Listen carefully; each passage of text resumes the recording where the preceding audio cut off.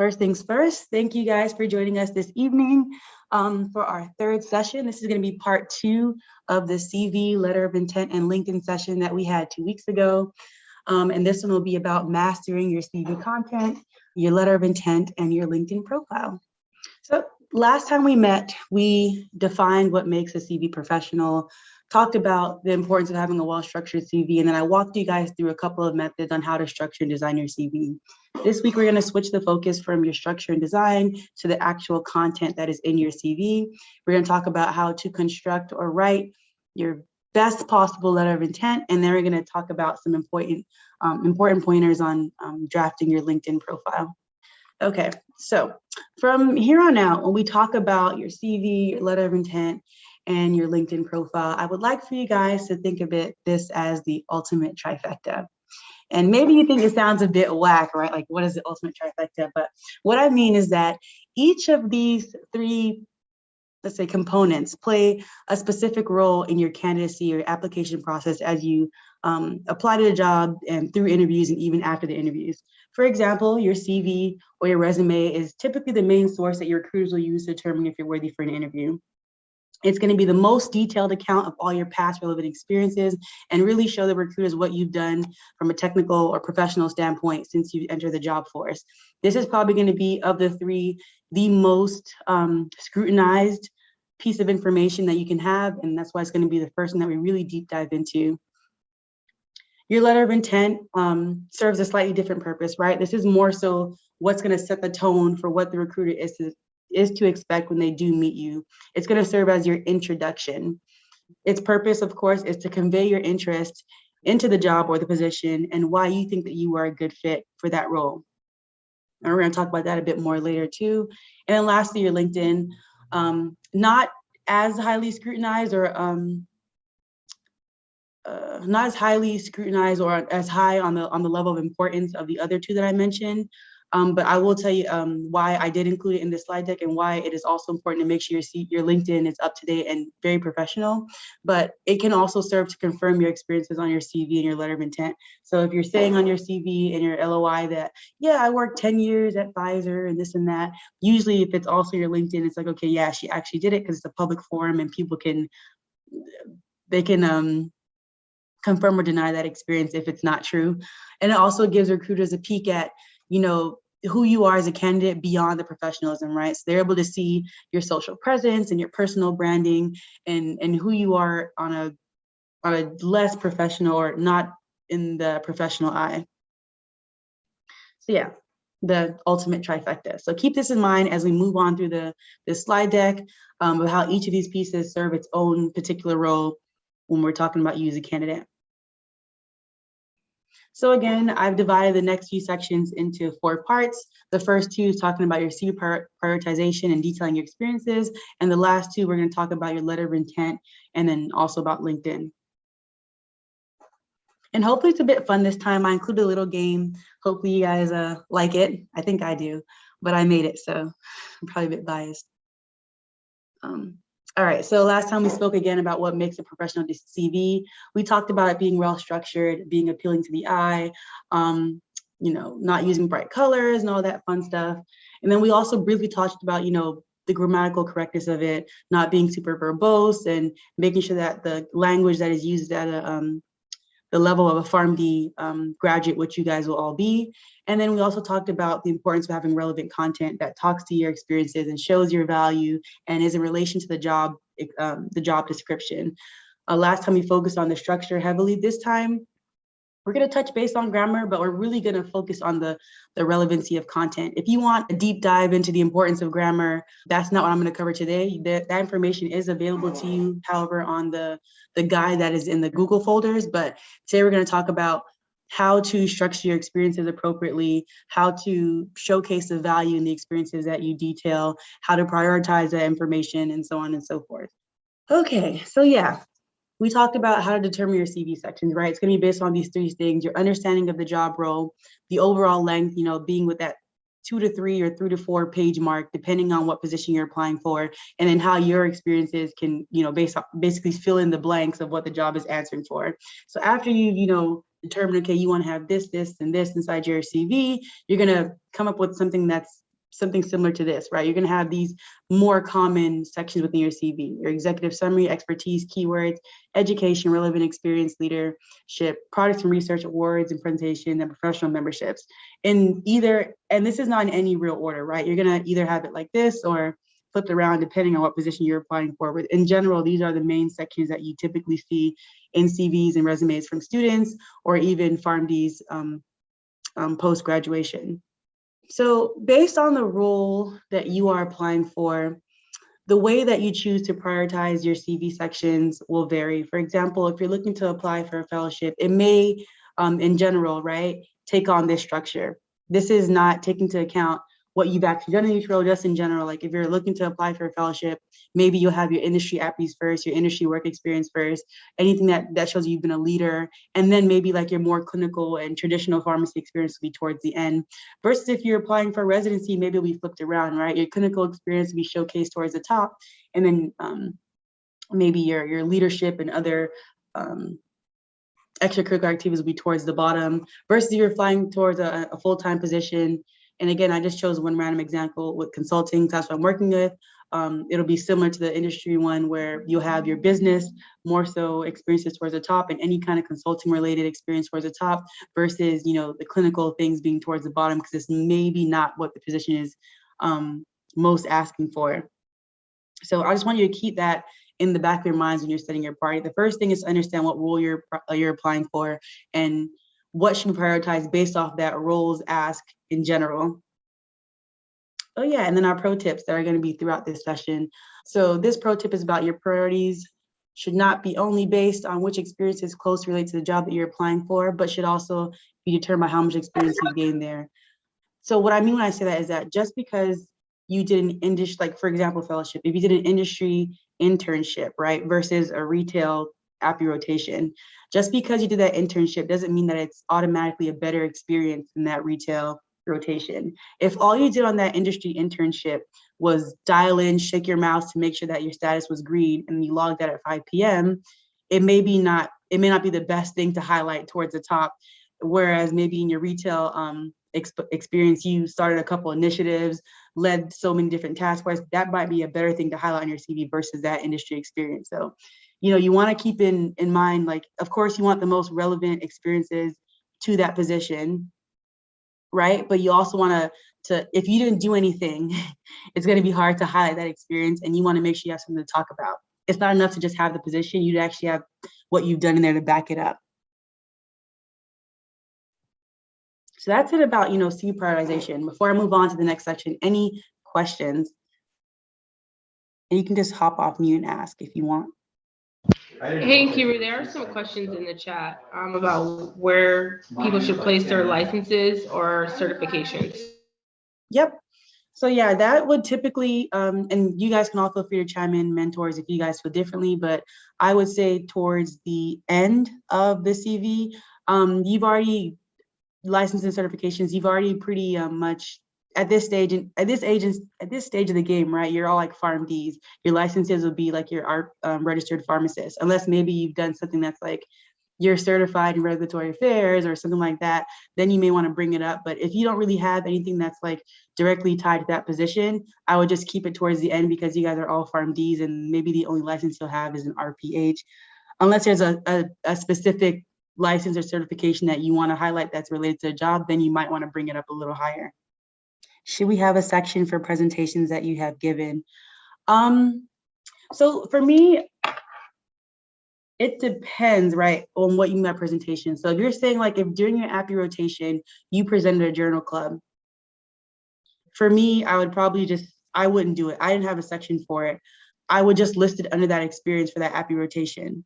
However, if you're talking about you presented at this conference and that conference and this conference, then I would probably have a presentation for that, depending on the role you're applying for. If you're looking for a role that, presenting to a public, matters, like if you're doing a residency or something like that, then yes, I would have a section for it. Yeah, just to add to that, it really does depend on the role. Medical roles, it's more common to add presentations and publications and et cetera. If you're interested in commercial type roles or consulting, then those would not be added to your CV. And if anything, they want as succinct as possible of of a CV/resume for your application. And lastly, AJ, you have a question about what is comprised in the executive summary. We actually talked about that in our last session, and it is recorded and available to you on our YouTube channel. Later on, I'll drop the link in the chat for you, or you can go to brexcellence.com and you should be taken right to the YouTube channel to kind of catch up on that. But it's basically just like an introduction to who you are as a candidate. And again, there's more detail in the recording from our last session. Sorry, we have one more question in the chat. Just that, do newsletter segments count as publications? What do you mean newsletter segment? I think they're referring to, and Princess, please, you can come off mute and join in. I believe they're referring to, like, so I'm going to use the example of my CV. Like, I wrote an article that got published in our College of Pharmacy journal. Not really like a major article publication, but like something that I think, is that what you're referring to, Princess? Yeah, or like a newsletter for like the hospital or a residency newsletter. I would be careful, and this is my opinion. I think probably better served to get an opinion of someone else that's more. So I would just be careful, because when people say there's a process to being published, and if it doesn't fit that process, I don't think it counts as a publication. So I actually don't know the real answer to that, but I probably would leave it off just to avoid any confusion. I can add to here. Okay. So I've done a newsletter before for a hospital. That wouldn't go under publication. It would go under scholarly activities, because it is true what Inkir was saying. It's not an actual publication that people are thinking goes through a peer-reviewed process. So just to be safe, put that under scholarly activities. Okay, thank you guys. Sorry, I just had a quick question about teaching experience. I've heard that it's beneficial to put that on your CV, but what if your TA and teaching experience was earlier in your career? So like first year pharmacy school / pre-pharm, even if you still have that experience, is it better just to omit it if it was like so far back?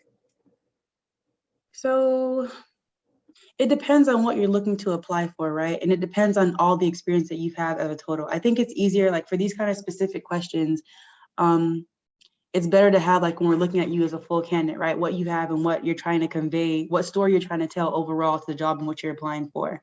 What would be the purpose, and this is just a conversation now, what would be the purpose in you adding that experience? What are you trying to tell the recruiter? Right. I've heard that if you're looking to do a fellowship that is like combined with the school, like showing that you have an actual interest in teaching, because some of the like fellowship programs have that teaching component to it, or like a teaching certificate. So like trying to show the recruiter that like you actually have an interest in teaching, if it makes a difference. I don't know if it does. Yeah, so I'll tackle this part, because my fellowship had a teaching component at Purdue, which is actually where you attend, and we heavily so we had people at industry that were interviewing, people at the FDA that were looking for people interested in the FDA. But for that academia portion, the faculty that were in charge of that wanted people who were passionate. And so I'm going to give you the best advice possible, which as far as you go out from the date that you're applying, the weight also kind of decreases. And so if that's something that you recognize that's on your CV, but it's probably like 4 or 5 years behind, or doesn't have as much weight, ask if it's at all possible to teach a lab. Like try and get as many recent experiences, just because they'll have a little bit better weight, and you can say like, just this past semester, I spent some time working in the lab, and I was able to, or guest lectured, or did some type of teaching, just to get you that more recent experience, and then you can double down and say like, teaching has been a passion. As you can see, I actually got first exposed to this 5 years ago, loved it, and I've continued with that interest. Okay, thank you. That's helpful. And then one last question in the chat from Christina. So certifications I've completed is applicable to the role I'm applying for. Is it okay to head this category in the beginning of the CV and put licensures in the end? If you are, for me, if you're really adamant about including your certifications, I'll probably just add that to degrees and certifications and include that there. Depending on the certification program that you have, like, because most of them are programs where it's like maybe a couple weeks or a few weeks long or 2 months long. I would just add that to degree and certifications, if anything, if you want it to be highlighted towards the top. Moving on, detailing your experiences. Okay, so here are kind of some points to remember when you're crafting your experiences. Be specific when you are writing down your experiences. So to avoid generalizing your experiences. For example, you can say something like, I led projects, or I lead projects, versus you can say something like, oh, I led a diversity and inclusion project to yada, yada, yada. Be very specific in what it is you're trying to do, especially before going in to meet with your mentors. What I want you guys to do is really take the notes from this session, apply it to your CV, put as much experiences and as much information on there as possible, and allow us, your mentors, to tell you what doesn't need to be included, as opposed to you guys giving us 2 or 3 bullets with very vague information and then asking us to make something out of it. So be very specific when crafting your CV. Second thing, list the most important thing first, right? First off, try to make sure that all of the bullets that you're putting in each experience is juicy and good, right? But then also lead with the juiciest of the juicy, if that makes sense. Try to prioritize your experiences to those that are the most relevant and the most decorated of the ones that you have available. Avoid listing normal job responsibilities. We touched on this very briefly last time we spoke, but I wouldn't list experiences like if I worked at CVS, I wouldn't say that I filled prescriptions or counseled patients. Those are things that are expected from you while working in that capacity. I would try to list experiences that go above and beyond what is expected of me in that experience. And then always, make sure you have your favorite reference. When you're talking about your experiences, make sure they're directed towards what you contributed. What did you do? Don't say that the team and I, or my team, or my manager, my boss told me. No, what did you do? How did you contribute to the success of whatever that experience is? Just 4 quick points before we actually go into how to actually detail those experiences. Okay, so first part I want to talk about is the action words or the verbs. This is going to be the very first, it's going to precede the actual experience. The very first thing you're going to see when you're reading that that experience or that bullet point.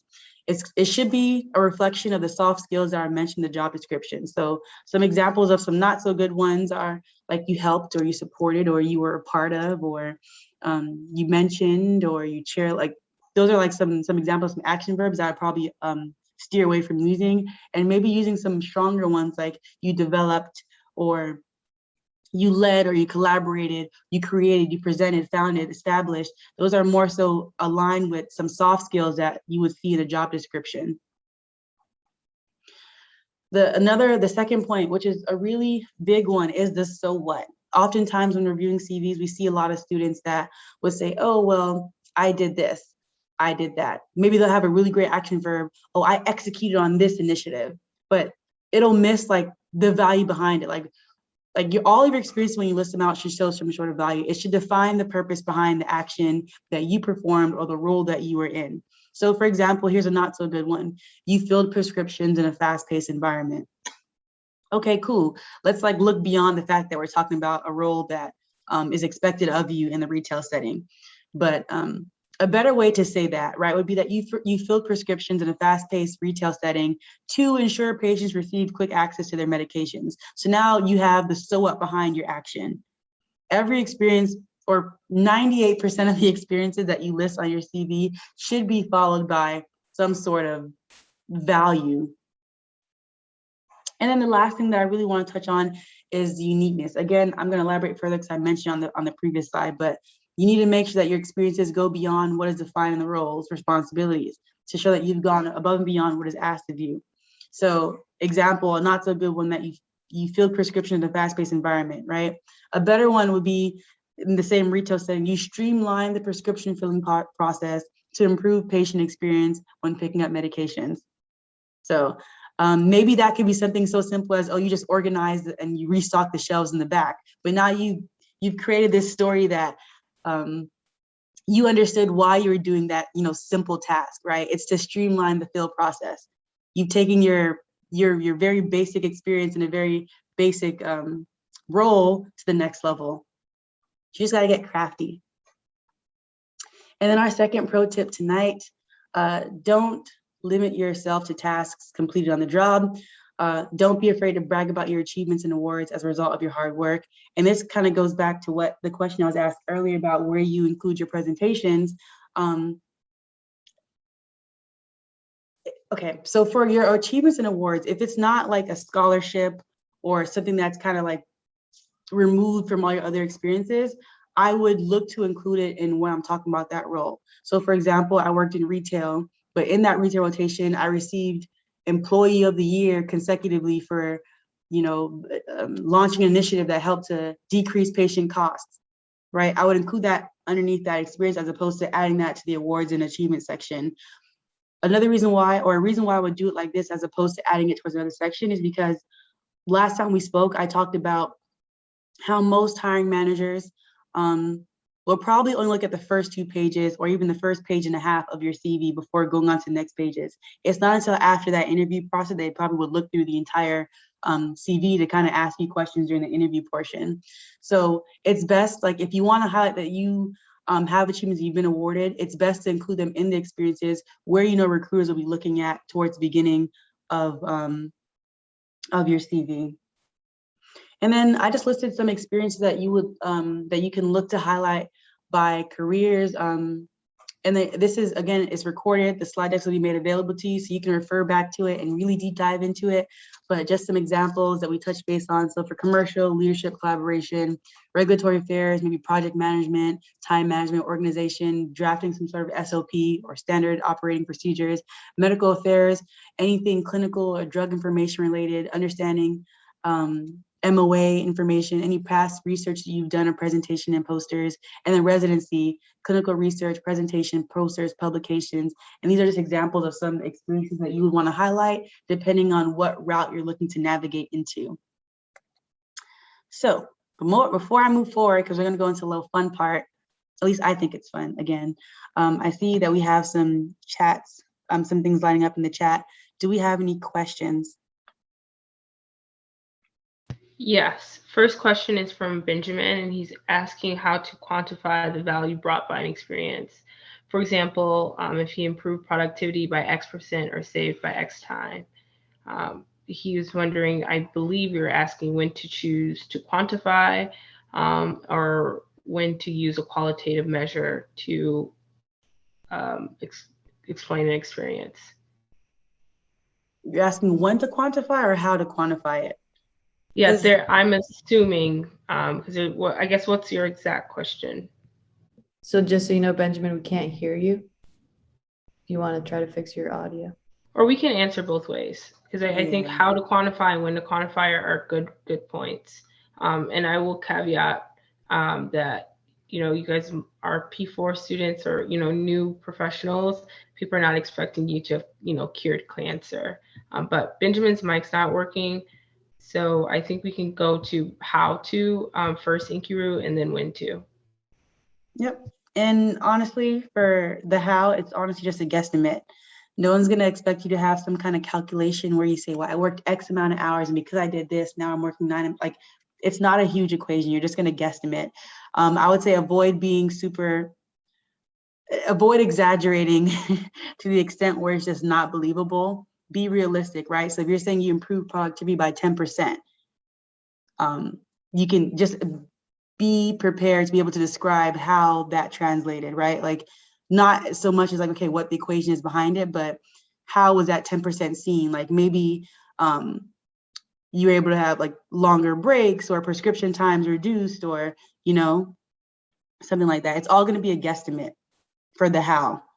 So my rule of thumb is quantitative information is valuable in a CV or a resume. but it has to be impressive.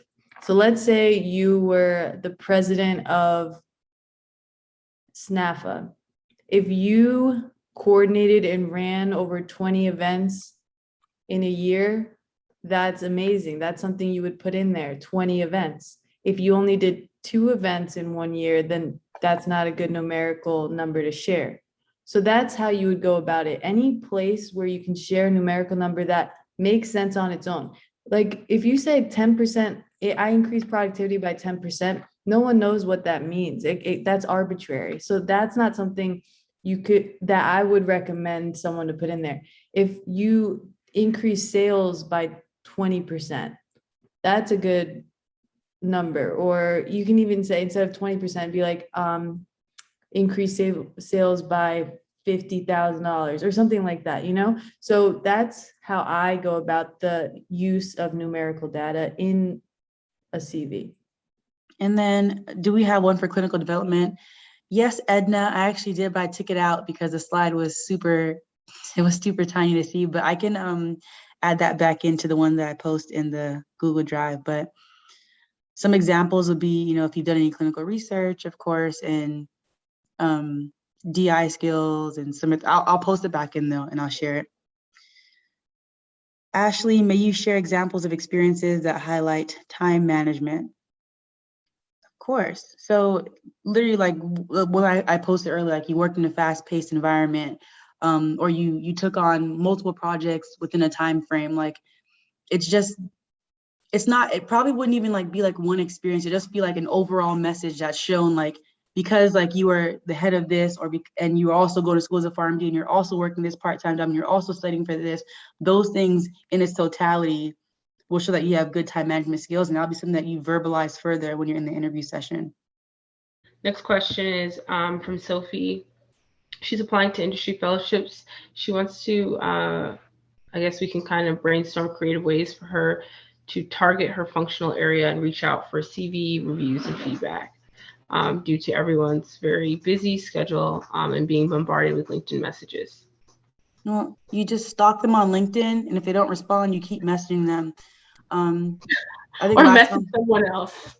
Especially you message other people. Listen, because oftentimes what will happen, right? I'll message someone, they won't respond for months or even like weeks, and I'll follow up, and then they'll feel obligated to respond. Either it'll be a yes or it'll be a no. If it's a no, you just keep it pushing. If it's a yes, you got what you wanted, and there is no harm, no foul.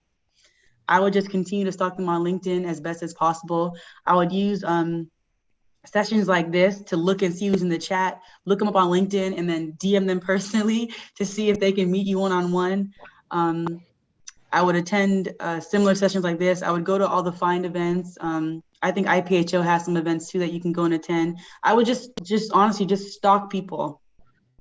I think another way to do it as well, so you definitely have to be persistent, is reach out. So I get a lot of LinkedIn messages, and some of them, like you can just contact the current fellow. Like, don't ask me about a program that I'm no longer in, when there are people that are accessible and are getting paid to do that. Now, a more creative, collective way or not collective, but a more creative way is, if you know that you want your CV reviewed by someone, reach out and see if they're willing to talk with you or email you and ask you some questions. And then when you're on the call with them, the conversation for CV will come up, and then say like, if you wouldn't mind. I think it's a lot easier for me to say no on LinkedIn, especially if I don't know you. But if you're on a call and you're like, if you wouldn't mind reviewing my CV or reviewing, and I think it's even like, they're doing you a favor, but like, I would not reach out to a stranger or someone who's in the program who will actually be reviewing your CV to review it and give you pointers, because they're going to already do that. So maybe you can use someone else in that area and say, there's a specific section I would like to focus on, or have like whatever specific questions you have about your CV, ask those. And then once you establish a relationship with the person, it's a lot easier to say, hey, can you look at a CV? Because sometimes CV reviews can take forever. And sometimes people are very quick. And so like you can ask them on person, and like through, not in person, but through like a virtual form on Zoom or however you meet on Teams, and then see if, because now they have a relationship with you, if they'll be willing to do that. I'll add to this. So in regards to asking people, I would be very mindful of who you ask. I know Janelle kind of talked about this a little bit, but I would personally only ask people who you have an established relationship with, period. Because it doesn't really make sense to ask a stranger, especially if they're part of the team that you're applying to, just like Janelle said. So you could basically try to establish relationships now, meet with someone a couple of times, like maybe after the third time, then I think it's more appropriate to ask. But if you're just meeting someone for the first time or just cold asking them, I would avoid that because that could actually look negative on your end. There's also programs that are created for this. I actually did one that was really helpful through ASHP, where they matched you with some people who already volunteered to do so, to review these CVs. So there were fellows that reviewed CVs of incoming candidates. And I don't know if they still have that, but I would look into that and see if maybe there's even other programs out there that are similar. So look out for that. And because we are at 45 and there's a lot more to get through, I'm gonna save the rest of the questions towards the end for you guys to kind of come off mute and ask them. And yeah, like Janelle said, Farm Fellows has a CV review program on their site. So the information will be towards the end of this call. All right, back to the session. Quick game, right? So considering everything we've discussed, in the chat, I want you to choose the best option that, choose the best experience that you think is best written for a CV. And then after you guys type your answers in, I would like one of you guys to come off mute and kind of defend why you think that's the best answer. So here's the first three. A, helped maintain compliance with student organizations. B, evaluated student organizations based on standards implemented by the Dean of Students. Or C, implemented tactics via social media to stimulate student body engagement. Which of these three options do you feel like is best written to include on your CV?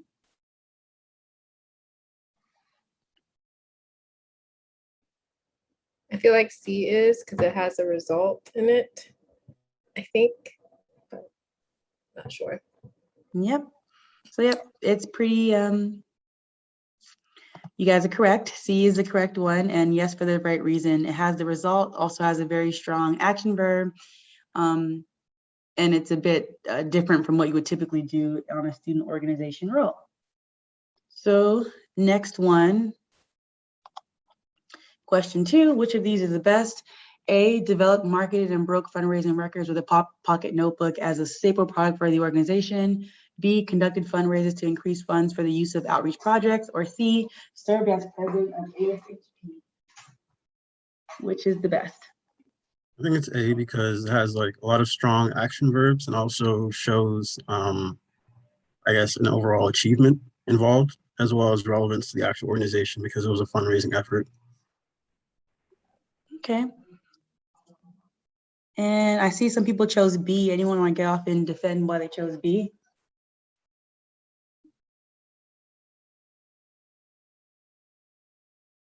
Okay, that's okay. Well, yeah, you're correct. The answer is A. For all the reasons that you mentioned, although this one's a bit different, that doesn't really show the why, but it does have the strong action verbs, and it's something that's different from and very specific to what they did within that role. So last question, number 3, which one is the best option? You have A, provided high-risk medication, education, and training to other emergency department healthcare providers. B, gave suggestions on alternative routes of administration and answered drug information questions for patients presenting with toxicologic emergencies. Or C, led an initiative to increase patient compliance by calling patients to inform if he or she is due for a refill. Yay, now you guys are confused.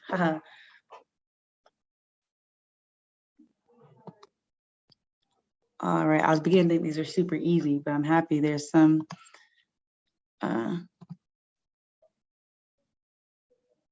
Who wants to come off mute and defend A?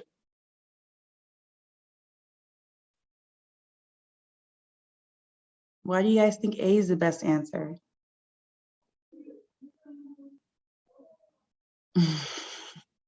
There's no option for all of the above. So who wants to defend B or C or defend just any answer? I don't mind going again. For A, I thought A was the correct answer, mainly because just the words education and training and providing that to other healthcare providers, and just looking at that as a very strong type of statement. And I guess so looking at B and C, with B, it's kind of said gave suggestions, which is not really that strong of a word. I thought maybe if they made recommendations, that might have been a stronger way to word it. And then also with C, the reason why I didn't choose C was because even though I guess it starts out well with led initiative, the is due for a refill is kind of a standard, type of task that every pharmacist or pharmacy intern or tech performs. Okay. Well, this was a close one. I meant to trick you guys with A or C. Anyone else want to defend an answer before I reveal what it actually is? I think it's more specific to the job you're applying for or the situation. I think A would be very good if it's a residency program that has more emphasis on your clinical skills and your education skills in the clinical setting. And I think C will be better if it's more commercial driven, say in the industry, for example. So I think A or C. Okay. You guys making me change my mind a little bit, but I had one more person. Yes. Well, I wrote A in the chat, but I think it would be C as well. Now, because the led in initiative part is something that is unique for how you even though, filling refills is a regular day-to-day task or talking to patients, it's something that you did to achieve and enhance production or make workflow easier. Okay, a lot of good arguments. Okay, I'm excited now. Okay, drum roll, please. The answer is C, right? And let me tell you why. A and B, they're all very strong experiences. We're asking you to choose the best one. The reason why we did not choose A is because there's no A or B is because there's no so what to it. And I really want to emphasize the importance of having that value shown. So yes, you provided high risk medication education to other professionals, but for what? What was the purpose of you doing that? Yes, you gave suggestions on alternate routes of administration, but for what reason? Right? So this one you have that you led initiative, which is a unique experience, a strong action verb, and you have the why to increase patient compliance. And although to Cecile's point, due for a refill is something that can be seen as a basic task, but the fact that you led initiative in order to do this is what makes it more unique and what makes it stand out. So stressing, showing the value in all of the experiences that you document in your CV. Always include the so what. But good job, guys. Good arguments. I almost second guessed myself, but no. All right, on to, we are at 51. Okay, on to letter of intent and LinkedIn. Okay, so just taking you guys back a little bit, what is your letter of intent? You guys should all know this, but just to make sure we're on the same page, it's a letter that you're going to use to convey your interest into the job and why you think you are a good fit. So it's basically a very extended version of your executive summary. It's going to be your first introduction to the company, which prefaces the CV. So usually they look at your letter of intent, or they also call it a cover letter before they actually dive into your CV, and it sets the tone. Very important, but not often always required by some jobs. But for those of you that are applying for fellowships and residencies, definitely always have a cover letter. Whether they read it or not, make sure you include it. And I'm going to show you guys 2 ways you can go about writing this, and you guys can just pick and choose what works best for you. What to include? The main thing, expressing your interest into the position. So you're going to literally blatantly spell it out. I am writing to convey my interest to blah, blah, blah position. You're going to talk about why you think you're the best fit for the job. Brag on yourself a bit. Talk about what you've done. How, if you're going to say stuff like, oh, I'm a leader or I'm collaborative, you better make sure you back up how you are those things. You're going to provide examples about how your past experiences and your skills meet the job requirements. And you're going to also convey towards the end why you want to work for that organization, and then end with some kind of call to action, which I will show you guys some examples soon. All right, general rules for crafting your letter of intent. Avoid making unsupported claims. So I touched on this a bit just like 2 seconds ago. Make sure that each attribute or skill is backed up by relevant experience. So don't just go out and say, oh, I'm a proficient leader of people, and then you don't describe or give an example of how you are a leader. Don't say that, oh, I'm task oriented, without saying how you are task oriented. Make sure that each thing that you claim to be has some sort of backup. Be very detailed when you explain why you are a good fit. Make sure that your experiences are connected directly to the job description. And I feel like a robot when I keep saying this, because it's super important that you make sure that whatever you're writing, your letter of intent, your CV, your executive summary, your LinkedIn profile, whatever it is that you're writing, that it is tied to the job that you are trying to get. You want to just literally be like the perfect candidate in every aspect and all material they look at when they're looking at assessing you as a candidate. And then the third one, always lead with conveying your interest and close with a call to action, which I will show you guys in the next slide how to do that. Really quick, I just wanted, oh, okay, so sorry, I didn't know there was, please finish your pro tip. What, is there a question? No, I just wanted to add something. Go ahead. Okay, thanks, sis. But ultimately, I wanted to say that, like what you're saying, like all of your different documents are telling a story and conveying a message. They need to definitely tell the same story, but they're different for a reason. Do not type out a paragraph version of your CV and call it your letter of intent. Your letter of intent should not mirror your CV, because you have a CV and you get to submit a CV. So your letter of intent is literally your letter of intent. It is what you intend to do and why you're, like she said, this is why I'm interested. And then if, granted this opportunity, this is what I intend to do. If given this fellowship, if given this residency, it's literally a letter of your intentions, and then highlighting the same skills and strengths that are on your CV. And you can talk about it, a certain experience, but do not just list out your experiences on your CV in paragraph form. That is not a letter of intent. I don't know what it is, but that's not a letter of intent. Agreed. Yes, so good point. Thanks for clarifying. And then on to pro tip number 3. Your letter of intent should tell a story from your career that gives a reader a clear idea of who you are and how you can add value to their company. But back to what Janelle just said, that goes back to the whole trifecta, right? Understanding that each of these things, all of them are important. They're important in their own way. It's not that you're just going to have the same information running through all 3 of them. Maybe you'll have similar information, but they'll be highlighted differently to serve a different purpose, to serve a certain purpose. So going back to that very whack but kind of cool trifecta thing that I talked about during the beginning of this presentation. And then just a general structure, something that I found on Google, so nothing really for you to copy out, just to show that it literally expresses your interest in the position. It lists your skills and experiences that relate to the job.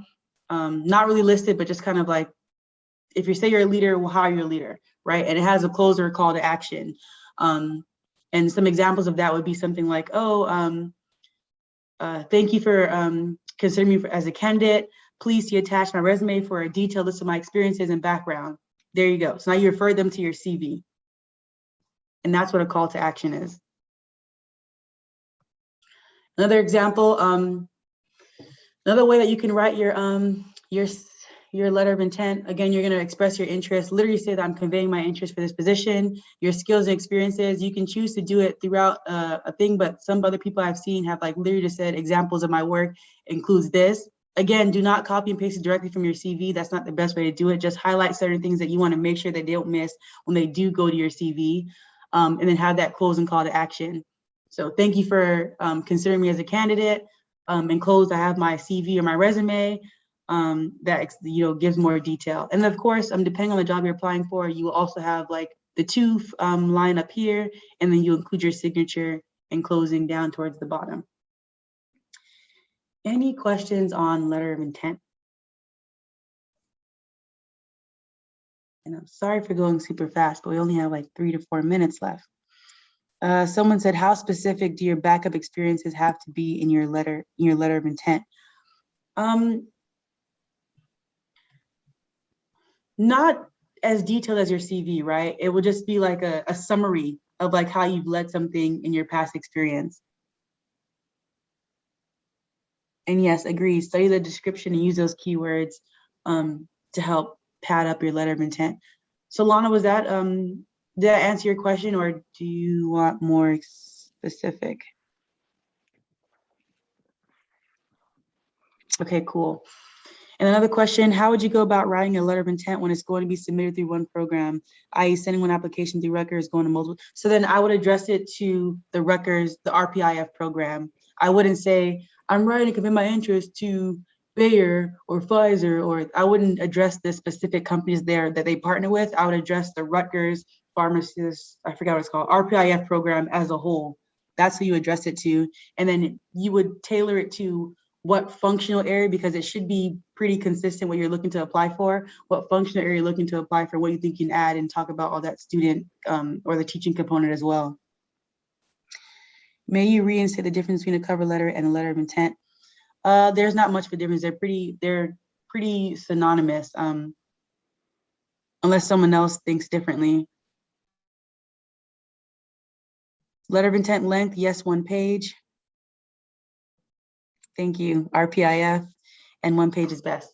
Okay, great. All those questions are addressed. Anything else before I move on to the last section? Yeah, there's a hand up. I don't know if it's an old hand, but. Go ahead if you have your hand up. Come Is it off mute and ask your Jide? question. Jide? It's a hold hand up. Oh. I can bring it down, so it's talk for, you know. Okay. Oh, okay. All right, cool. So I'm going to move on.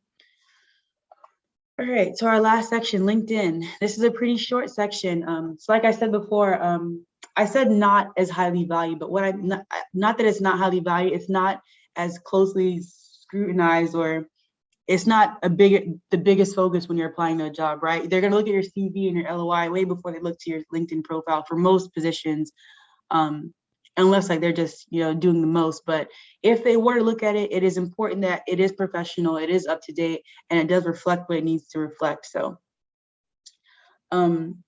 if it's not important, why should you focus on your LinkedIn account? Well, it's a confirmation of your experiences, first reason. Second, it may, if you're in the job force, right, and you're applying to jobs, it may also serve to catch the eye of other hiring managers. So like, I can't even tell you how many times recruiters reach out to me on LinkedIn for jobs that I don't apply for. Because your profile looks like someone that will fit the bill, they will, email you or DM you job experiences. So that's why it's important to make sure your LinkedIn is up to date. And then last thing is for networking opportunities. Students reach out to me all the time, even colleagues reach out to me all the time. And the first thing I do is I go on their profile and see what their background is, what they do, to see if it's even worthwhile me, I don't want to say answering them, but or addressing their comments, or if I'm even a good resource for them. So making sure that your LinkedIn profile reflects who you are and what you're interested in, what area you want to go into is super important, so that people that you're looking to network in have a decent sense of your professional background. In a nutshell. So here are some pointers about what your LinkedIn account should convey. One, your professionalism, who you are professionally. It should have your executive summary on there, or some version of it in your bio section. It should also have more specifically your degree, your year in school, and your current position within like the letters behind your last name and such. The second thing, it should convey your experience, your highlighted achievements. It should align with the roles that you have on your CV, although not as detailed, right? I wouldn't even, like on your CV, you have your CV's, your experience listed out, and then below it, you have bullet points. I would not include those bullet points. on my LinkedIn account. I would just list that you worked in this capacity for this amount of years, you worked in this role for this amount of years, etc.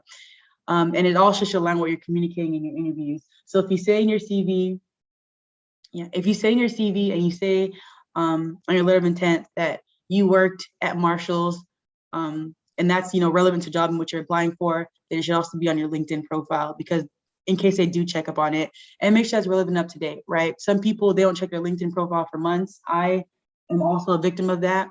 I just actually recently updated my job, but if you now work at Pfizer, and your experience is 5 years ago when you worked at, I don't know, AstraZeneca, that's not a good look. So make sure it is up to date and relevant. And 3, it can also look to serve to convey your passion, right? What are you interested in outside of like the professional work? What organizations are you associated with? What do you follow? What do you like? What kind of posts do you interact with? Like, are you interested in improving the healthcare system or increasing med access? Like, what are your passions? That can also be conveyed and captured from your LinkedIn profile. And lastly, your goals. Like, what do you want to accomplish in your professional career? What are you looking for in a job, in a profession? As far as going into like detail about the LinkedIn accounts, this will be done when you meet your mentors in one-on-one sessions. So I didn't want to go through what a LinkedIn profile looks like. I think most, if not all of you guys on the call have a LinkedIn profile. So that'll be done in the one-on-one sessions. All right, so in summation, the 3 things like I want you guys to get out of this. Yeah,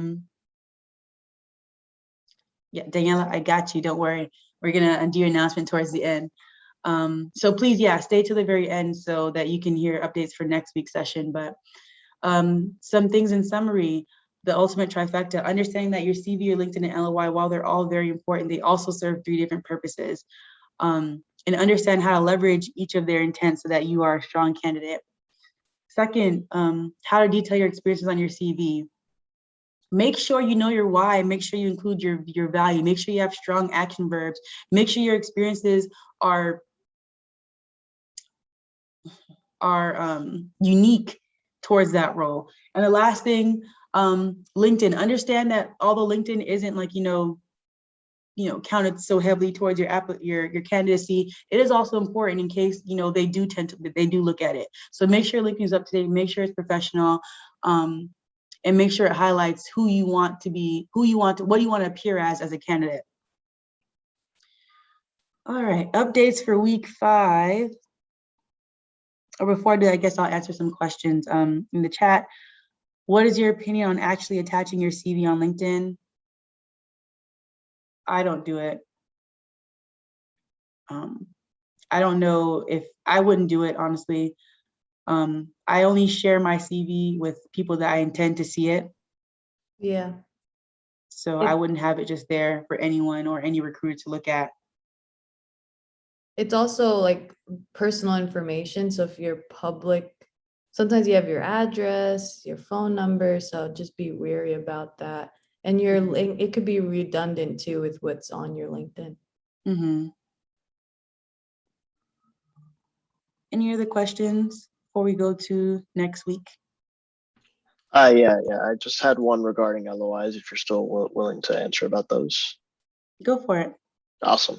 So going back to writing a letter of intent or a cover letter, I've gotten the tip of in that second paragraph, or like somewhere in the middle, where you try to connect your experiences with the job description or whatever they're looking for in an ideal candidate. Do you recommend bolding or like making those like keywords in the job description a little bit bigger? That way it stands out a little more to someone that's reading it.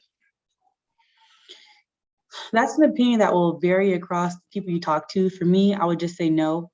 I know some people are for doing it. I definitely wouldn't change the size of the text. If anything, it'll probably be a bolder italics.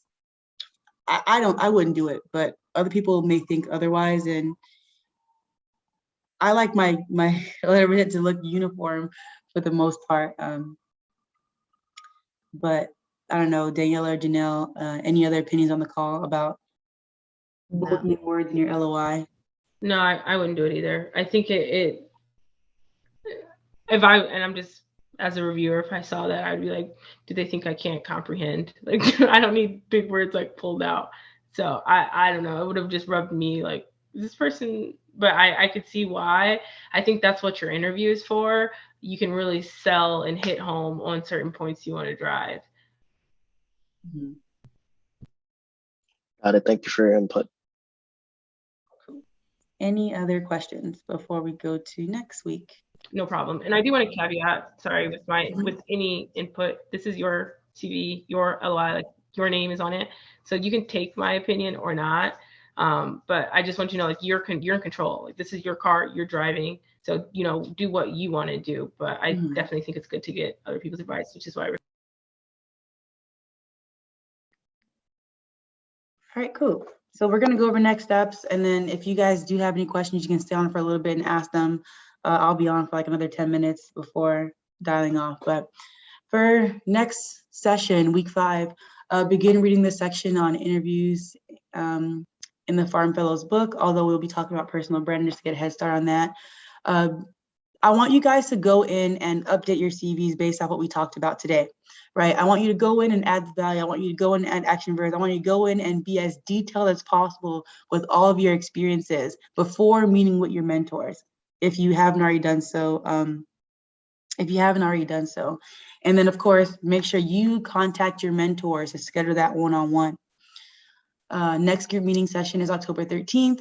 And one last note for me before I hand over to Daniela, if you have not already completed the feedback form from our first session or our second session, please do so. I sent out an email earlier this week, and I will send out another one later on tonight for weeks for the feedback form. So Daniela, on to you. Awesome. Okay. Just want to say one thing about LinkedIn, because I'm like a big fan of LinkedIn. So I want to give my quick 30-second perspective on it.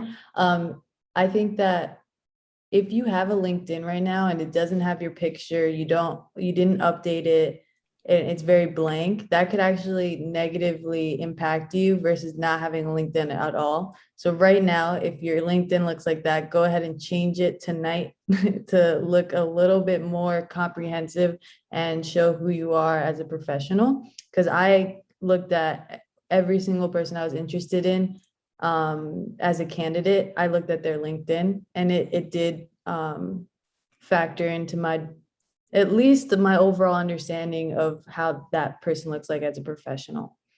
Now, next session is going to be led by me. I'm really excited to talk to you guys about personal branding. Come ready to reflect on your entire life and how your career fits into what your future goals and passions look like and what you want to accomplish in your life. So with that in mind, I'm going to right now send a link to you guys. It's there on the chat, high5test.com. This is a test to find out what your top 5 strengths are. Take it seriously. It's going to be a little bit of a longer test, and make sure you answer very thoroughly and come with those top 5 strengths for the next session. And next session is going to be very active, and I want to see a lot of conversations going on, and this is going to be a great way to just understand your story better. So don't miss it and invite your friends. Cool. And last thing last, if you want to get in touch with us, there's our contact information for our excellence and for Farm Fellows. And that website is for Farm Fellows is also where you can sign up for CV review and to access the Farm Fellows book if you are not paired with a mentor. So thank you all for joining in on tonight's session. It's always a pleasure. Again, I'm going to stay on for a few just to answer some questions in the chat, but everyone else, you guys are free to drop off. Thank you guys and have a great evening.